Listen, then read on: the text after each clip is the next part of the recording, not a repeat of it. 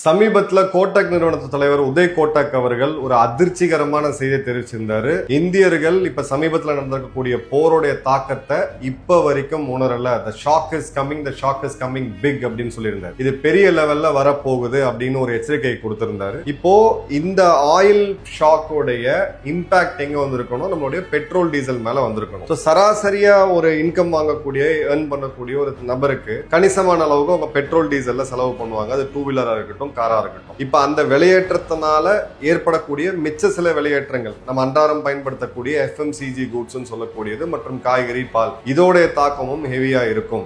தொடர்ச்சியா பிரதமர் மோடி அவர்களுடைய கான்வாய், பிரைம் மினிஸ்டரோட கான்வாய் அப்படின்றது கிட்டத்தட்ட 25 வாகனங்கள்ல இருந்து 10-12 குறைக்கப்பட்டிருக்கு அப்படின்றத பாக்குறோம். SPGயோட ப்ளூ புக்கே அவங்க ரீஆஷ் பண்ணக்கூடிய அளவுக்கு இருக்கக்கூடியதை பாக்குறோம். மத்திய பிரதேஷோட சீஃப் மினிஸ்டர் மோகன் யாதவ் அவர்கள் தன்னுடைய கம்மி பண்றாரு. இன்னொரு மினிஸ்டர் பாத்தீங்க அப்படின்னா மும்பைல மெட்ரோல போறாரு. இது எல்லாமே சொல்ல வரக்கூடிய விஷயம் என்ன அப்படின்னா, இப்ப இந்த போர் நின்னாலும் இதோடைய தாக்கம் கணிசமான காலத்துக்கு இருக்கும். வருமுன் காப்பது நல்லது, ப்ரிப்பேர் ஃபார் த வர்ஸ்ட் அப்படின்னு சொல்லுவாங்க ஆங்கிலத்துல. சோ அதற்கான முன்னெடுப்பை பிரதமர் அவர்களே முன்னாடி நின்று நாட்டு மக்களுக்கு காமிக்கிறது அப்படின்னு ஒரு பக்கம் இருந்தாலும், இந்த SPGல இருக்கக்கூடிய வாகனங்கள் கம்மி பண்றது நிச்சயமா சரியான விஷயமா இருக்காது. பிரதமருடைய உயிருக்கு உண்டான பாதுகாப்பு அப்படின்றது ரொம்ப ரொம்ப ரொம்ப அவசியம் நம்ம எல்லாருக்குமே. ஏற்கனவே 2 பிரதமர்கள் நம்ம இழந்திருக்கோம், இந்திரா காந்தி மற்றும் ராஜீவ் காந்தி அவர்கள்ல. இந்த இடத்துல இந்த சிம்பாலிசம் தேவையில்லை அப்படின்னு தோணுது. டீடைல் வீடியோ யூடியூப் சேனல்ல பாருங்க. உங்க கமெண்ட்ஸை மறக்காம பதிவு செய்யுங்க.